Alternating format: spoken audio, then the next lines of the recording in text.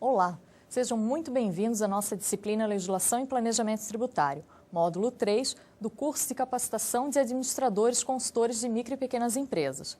Eu sou a professora Maria Cláudia Hoppers, contadora, especialista em auditoria e perícia contábil e trabalho há mais de 10 anos com gestão fiscal e planejamento tributário. O objetivo da nossa disciplina é compreender os tributos e as diversas modalidades de tributação das pessoas jurídicas, com ênfase nas micro e pequenas empresas, mediante interpretação da legislação aplicável, favorecendo o planejamento tributário e atendendo às exigências fiscais. Entender o sistema tributário nacional é fundamental, em especial no Brasil, que tem uma das maiores cargas tributárias do mundo. Este ano, trabalhamos até 31 de maio somente para pagar os impostos, segundo dados do Instituto Brasileiro de Planejamento e Tributação, o IBPT. Além dos vultuosos índices de arrecadação tributária, nosso país também se destaca pela complexidade na aplicação da legislação. Em média, são divulgadas quase 2 normas tributárias por hora útil.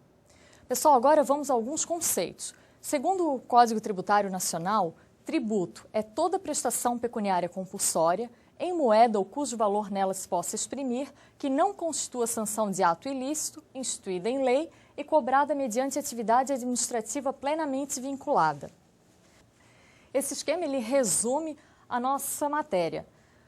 Para eu saber se é devido determinado tributo, primeiro eu tenho que verificar se houve o fato gerador. Fato gerador é a operação legal que faz nascer o tributo. Se eu tenho fato gerador, que no nosso país ainda cada tributo tem seu fato gerador distinto, eu tenho fato gerador para circulação de mercadorias, faturamento, lucro e importação, entre outros. Identificado o fato gerador, eu vou para a base de cálculo. A base de cálculo é o valor no qual eu vou aplicar a minha alíquota para aí sim ter o meu tributo. Tributo dividido aí em contribuições sociais, impostos, taxas e contribuições de melhoria.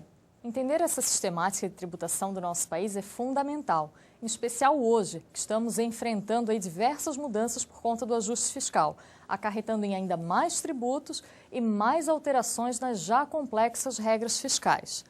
O objetivo do nosso planejamento tributário visa a redução, o adiamento ou a extinção do ônus fiscal. Para que possamos fazer o planejamento tributário, é essencial que a gente conheça as modalidades de tributação do nosso país. Hoje nós temos disponíveis 4 formas básicas de tributação: o MEI, o Simples Nacional, o lucro presumido e o lucro real. O MEI é uma modalidade muito restrita e simplificada, bastante limitada, aplicável apenas àquele microempresário individual com faturamento anual de até R$60 mil, possibilitando que ele tenha um funcionário registrado, recebendo ainda salário mínimo ou piso da categoria, e esse empresário ele também não pode ser sócio de outras empresas. É um regime que traz muitas vantagens, porém muitas limitações. Maiores informações vocês podem observar na nossa apostila e também no portal do microempreendedor individual.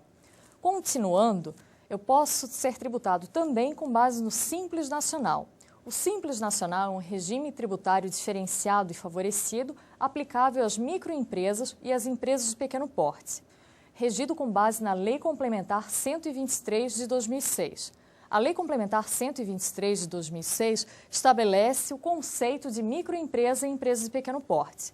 No caso das microempresas, são aquelas pessoas jurídicas que oferem um faturamento anual de até 360 mil. Já as empresas de pequeno porte são aquelas pessoas jurídicas que oferem anualmente um faturamento acima de 360 mil e até 3.600.000.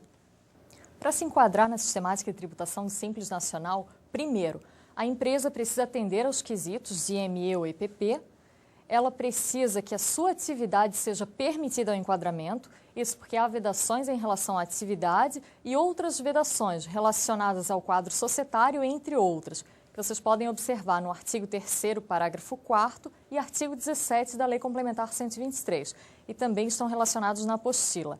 O Simples Nacional, ele abrange, ele consolida em um único documento de arrecadação diversos tributos. Aí vamos ver quais seriam esses tributos. Que seriam aplicados às empresas normais, são chamadas normais as empresas não enquadradas no Simples Nacional. As empresas normais, elas recolhem, quando comerciais, na esfera estadual ICMS, esfera federal, PIS, COFINS, IR e contribuição social. E sobre a folha de pagamento, FGTS e INSS. As empresas industriais, além destes, elas recolhem o IPI.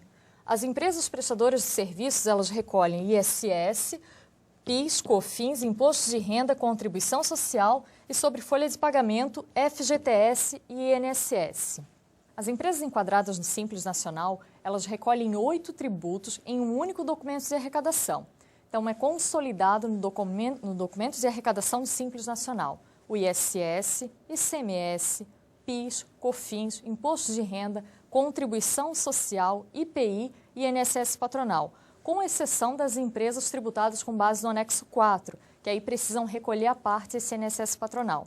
É importante a gente destacar também que, dependendo do estado onde estiver aí estabelecida a micro ou empresa de pequeno porte, e de acordo com a participação no PIB desse estado, ele pode determinar limites diferenciados para o enquadramento em EPP. Sendo assim, se a empresa de pequeno porte extrapolar esse limite, ela vai ter que recolher à parte também o ISS e o ICMS. O Simples Nacional, portanto, ele consolida 8 tributos em um único documento de arrecadação. Mas é importante a gente lembrar também que dentro desses 8 tributos nós não temos toda a arrecadação tributária. Temos diversos tributos que mesmo as empresas enquadradas no Simples Nacional precisam recolher à parte. Dentre eles eu destaco o FGTS, INSS retido dos colaboradores e dos sócios, os tributos na importação, que também precisam ser recolhidos à parte, imposto de renda sobre o ganho de capital, IOF, entre outros. No Simples Nacional, o faturamento é o fato gerador.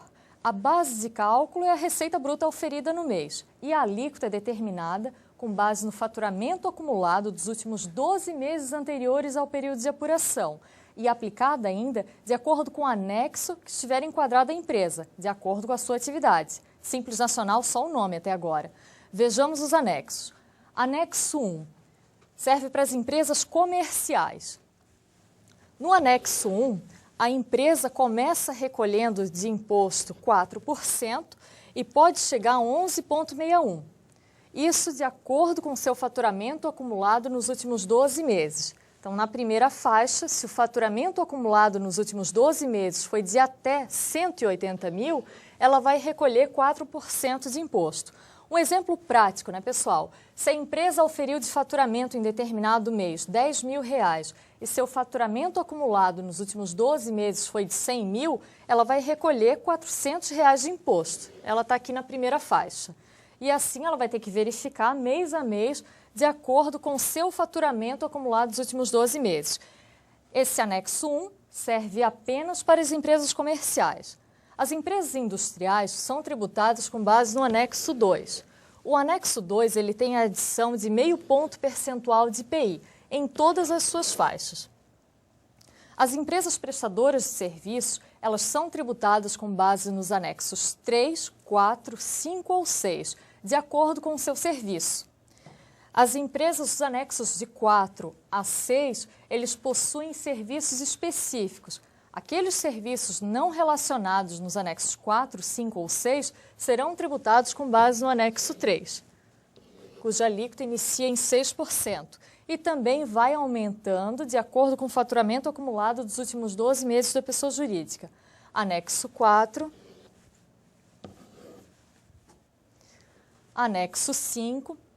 A relação dos serviços, vocês podem observar na Lei Complementar 123, artigo 18. E anexo 6, que já começa com a alíquota de 16,93%.